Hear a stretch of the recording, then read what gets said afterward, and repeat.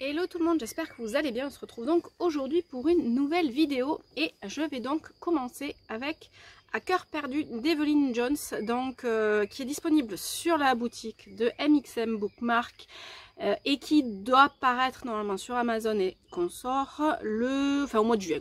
Je ne sais plus la date exacte. Donc on va rencontrer Romy, notre héroïne qui tendance à avoir trop de chance et à enchaîner un petit peu les catastrophes. Son mec la largue, elle perd son taf et elle va chercher quoi faire de son avenir. Elle ne sait pas du tout, elle est complètement paumée et elle va accepter un boulot de fille au pair en Écosse, chose qui est totalement hors de ce qu'elle avait imaginé, mais ça va lui permettre, elle espère vraiment, de rebondir et tout ça. Alors forcément c'est une romance, donc elle va rencontrer un jeune homme. Elle va se poser énormément de questions sur son avenir, elle sait pas trop, elle a peur d'être déçue une nouvelle fois et donc forcément le tout fait qu'on a un roman dans une ambiance un petit peu petite ville où tout le monde se mêle de tout, tout le monde connaît tout le monde et où j'ai adoré voir Romy évoluer et surtout prendre conscience de ce qu'elle a envie de faire, de la manière dont elle a envie de le faire et aller au bout de ses erreurs aussi, des bonnes choses qu'elle peut croiser dans sa vie et le final est vraiment super mignon. On va changer complètement de genre avec La preuve ultime de Peter James. Alors j'aime beaucoup ce que fait l'auteur avec sa série et j'ai perdu le nom de son personnage récurrent. C'est pas grave. Là on a donc un one shot. Alors déjà j'adore la couverture et on va donc plonger dans un thriller ésotérique avec notre héros qui va aller à la recherche un petit peu à la manière d'Indiana Jones d'artefacts qui pourraient prouver l'existence de Jésus et son retour, donc la preuve ultime de son retour, pardon, je vais y arriver. Et forcément c'est hyper bien fait, hyper bien écrit comme d'habitude, j'adore vraiment ce que fait l'auteur.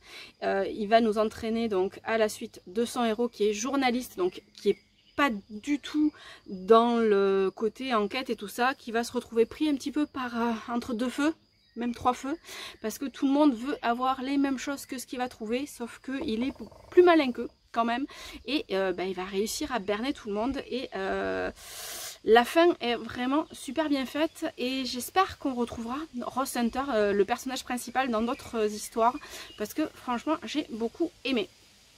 Ensuite, donc, Les aventures d'un apprenti gentleman de Mackenzie Lee. Donc, c'est l'histoire de Monty. Monty vit à une époque où aimer les garçons, c'est pas très bien vu. Où son père est pas trop d'accord avec le côté un petit peu frivole de Monty. Et il va partir avec sa sœur et son meilleur ami en vadrouille en Europe. Sauf que il fait plein de bêtises. Et ils vont être poursuivis par des gens, ils vont se carapater là où ils peuvent, ils vont trouver de l'aide, mais en fait ils vont se faire poignarder dans le dos. Et le tout est franchement super bien écrit, super addictif, les personnages sont adorables, Monty est vraiment génial. J'ai hâte d'ailleurs de lire le tome consacré à sa sœur qui sort dans pas très longtemps. Et j'ai trouvé que tous les trois, ils avaient une certaine alchimie et le final est vraiment super mignon. Avec un petit peu côté ouvert là aussi, mais qui nous fait battre le cœur et nous donne le sourire. Ensuite, alors là par contre le sourire, clairement je ne l'ai pas eu. Donc avec L'ombre du passé d'Ali Martinez, pardon. Donc c'est un diptyque, un roman en 2 tomes. Alors chaque tome est quand même assez petit. Le tome 2 arrive en juillet, donc si jamais, attendez qu'il soit sorti. Petit conseil comme ça. Donc on va croiser la route de Charlotte et Porter, nos deux héros. J'ai les volets qui vont claquer avec le vent. Voilà. Je suis décoiffée, c'est pas grave. C'est les joies du tournage. Donc Charlotte et Porter ont tous les deux des petits soucis. Les drames vont s'enchaîner très rapidement, même si quand ils vont apprendre à se connaître, ils vont être un petit peu la bouée de sauvetage de l'autre. Et forcément, il y a plein de trucs, l'autrice, elle nous entraîne vraiment avec la force de ses mots dans leurs sentiments. J'ai été prise du début à la fin.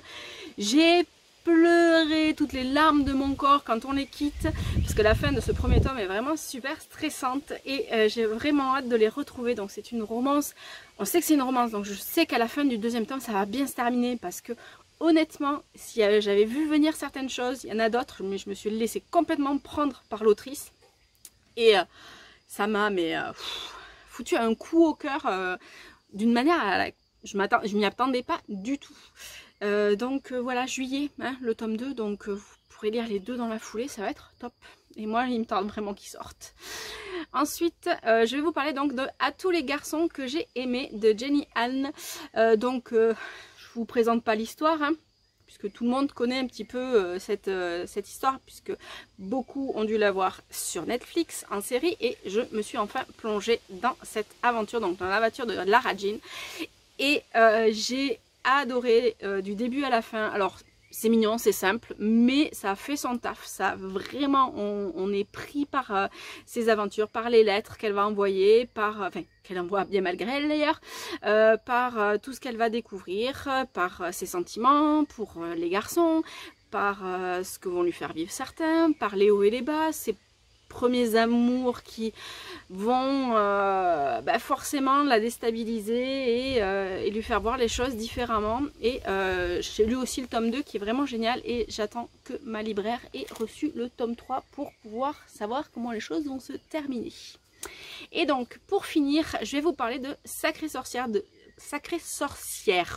je vais y arriver, de Pénélope Bagieux, d'après l'histoire de Roald Dahl. Donc j'ai trouvé vraiment ça génial. Alors j'ai le souvenir vague en fait dans mon enfance d'avoir lu l'histoire originale, mais j'en avais que de très vagues souvenirs, donc j'ai adoré redécouvrir toute cette histoire avec donc les dessins de Pénélope Bagieux, et j'ai trouvé ça vraiment super mignon, super bien fait, hyper addictif, et jusqu'au bout j'ai eu plein de surprises. Voilà pour les 6 livres dont je voulais vous parler aujourd'hui. Je vous dis à très bientôt, bye bye.